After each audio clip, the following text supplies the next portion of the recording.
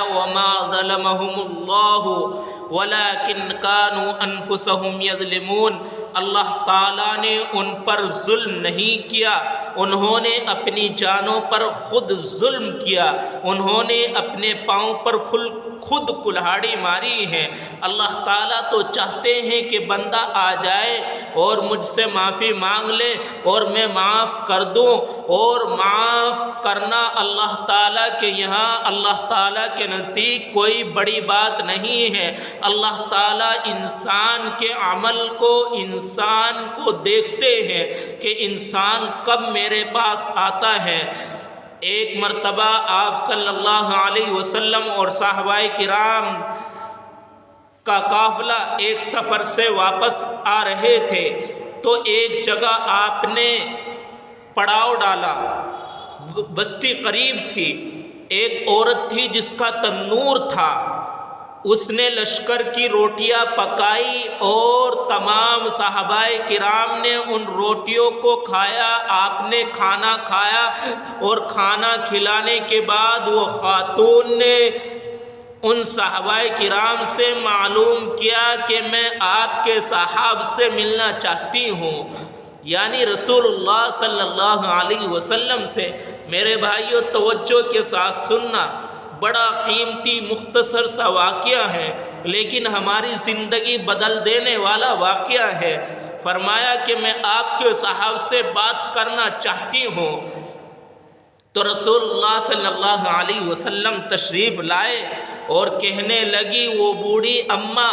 کہ جو تنور پر ڈبکیاں لگا رہی تھی، روٹیوں کو لگانا، تنور میں آگ میں لگانا اور نکالنا، فرمایا کہ میں تندور میں روٹیاں لگاتی ہوں اور میرا ایک معصوم سا بچہ ہے، لخت جگر ہے، نور نظر ہے، میں اس سے بڑا پیار کرتی ہوں، میں اس سے بہت محبت کرتی ہوں، میں آگ کے قریب اس کو جانے نہیں دیتی ہوں، کہیں اس کو گرم آگ کی ہوا نہ لگ جائے اور اس کو تکلیف نہ ہو جائے۔ اے محمد صلی اللہ علیہ وسلم، میں ایک ماں ہوں جب کہ میں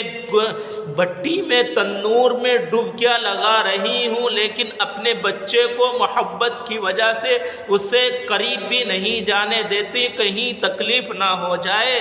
اور آپ صلی اللہ علیہ وسلم آپ نے فرمایا ہے کہ دنیا کی ساری ماؤں کی محبتوں کو جمع کر دیا جائے، اس سے بھی 70 گنا زیادہ بندوں سے اللہ تعالی محبت کرتے ہیں۔ تو جب اتنا زیادہ اللہ تعالیٰ کریم ہے، محبت کرنے والے ہیں، فرمانے والے ہیں، تو بندے کا جہنم میں جانا اللہ تعالیٰ کیسے پسند فرماتے ہیں۔ حدیث پاک میں آتا ہے رسول اللہ صلی اللہ علیہ وسلم نے یہ بات سن کر سر جھکایا اور مبارک آنکھ سے آنسو آنے لگے، روتے رہے حتیٰ کہ جبرائیل علیہ السلام اللہ تعالیٰ کا پیغام لے کر آئے، اے میرے محبوب صلی اللہ علیہ وسلم، وما ظلمهم اللہ ولکن كانوا انفسهم یظلمون، اللہ تعالیٰ نے ان پر ظلم نہیں کیا ہے بلکہ ولیکن کانو، وہ خود اپنے آپ کو اپنی جانوں پر ظلم کر رہے ہیں، یظلمون، ولیکن کانو انفسهم یظلمون، وہ اپنے آپ کو خود ظلم کی بھٹی میں، خود اپنے آپ کو گناہوں میں لا رہے ہیں۔ اللہ تعالیٰ تو چاہتا ہے کہ وہ اپنے پاؤں پر خود کلہاڑی مار رہے ہیں، بات یہ ہے کہ وہ توبہ کرتے نہیں ہیں، توبہ کی طرف آتے نہیں ہیں، توبہ کو ڈیلیٹ کر دیتے ہیں تو توبہ کی طرف آتے نہیں ہیں، رب کی ماننے کے بجائے شیطان کو مانتے پھرتے ہیں۔ تو بتاؤ اس میں میرا کیا قصور؟ اللہ تعالیٰ تو اپنے بندوں کو چاہتے ہیں کہ وہ مجھ سے معافی مانگے اور میں ان کو معاف کر دوں، اور اللہ تعالیٰ کے نزدیک یہ کوئی معاف کرنا کوئی بڑی بات نہیں ہے۔ اللہ تعالیٰ معاف فرما کر ہی جنت کا راستہ ہموار فرما دیتے ہیں۔ تو میرے بھائیوں، ہمیں اس آیت کریمہ نے یہ سبق دیا ہے، یہ بات بتلائی ہے، یہ واضح کر دی ہے کہ انسان کو اپنے آپ کو، اپنے اعمال کو، اپنے اخلاق کو، اپنے کردار کو، اپنی زندگی کو، اپنی خوشی کو، اپنی غمی کو اللہ تعالیٰ کی فرم برداری میں گزارے، نافرمانی نہ کرے۔ یہ تو اس طریقے سے کہ انسان ایک گنہگار ہے، اسے کہا جائے کہ بھائی معافی مانگ لو، کہتا ہے کہ بھائی میں گناہ گار بہت زیادہ ہوں، بتاؤ کس طرح معافی مانگو، میں گناہ کر لیتا ہوں، معافی مانگ لیتا ہوں۔ اس کی مثال ایسی ہے جیسے گرمی کی شدت پڑ رہی ہے اور اس وقت میں کوئی کہے کہ بھائی تیرے بدن سے پسینہ آ رہا ہے، بدبو آ رہی ہے، تو نہا لو، تمہارے اندر سے یہ پسینہ بدبو ختم ہو جائے گی۔ فرمایا کہ وہ شخص کہتا ہے کہ بدبو بہت زیادہ ہے اور پسینہ پھر آ جائے گا نہانے کے بعد، تو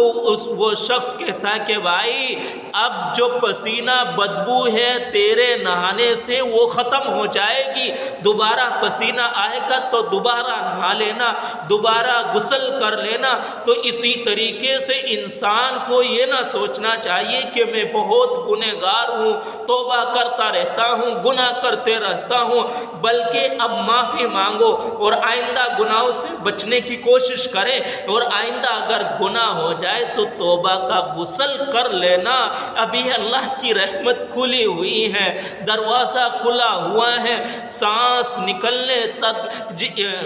جب تک ہماری زندگیوں میں سانس ہے اس وقت تک ہمارے پاس موقع ہے۔ تو اگر ہمارے سے انجانے میں یا جانے میں غلطی ہو جاتی ہے تو پھر شرمندگی کے ساتھ، عاجزی کے ساتھ اللہ تعالیٰ سے معافی مانگ لینا، اللہ تعالیٰ بخشنے کے لیے تیار ہے۔